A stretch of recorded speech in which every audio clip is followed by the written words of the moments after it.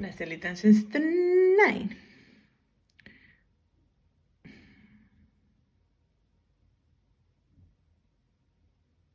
No joo, okei.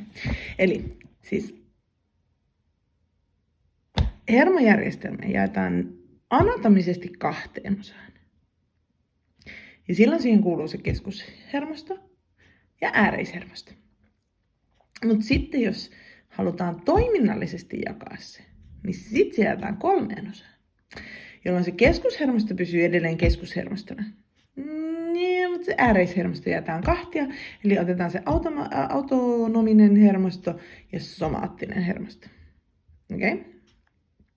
Ja sitten, niin, koska silloin, jos se on anatomisesti keskushermostossa ja ääreishermostossa, niin keskushermostoon kuuluu ne aivot ja selkäydin. Ääreishermostoon kuuluu se somaattinen ja autonominen. Somaattinen ja autonominen.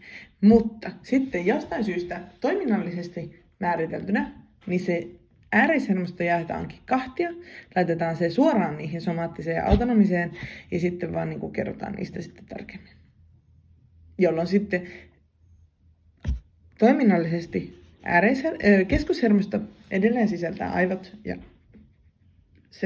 selkäytimen ja sitten taas se ääreishermosto, joka jaetaan siihen autonomiseen ja somaattiseen, niin se somaattinen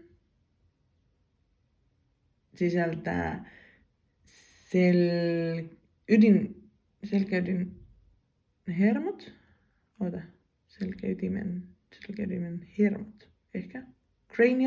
Spinal nerves ja cranial nerves. Pitää vielä varmaan katsoa suomeksi.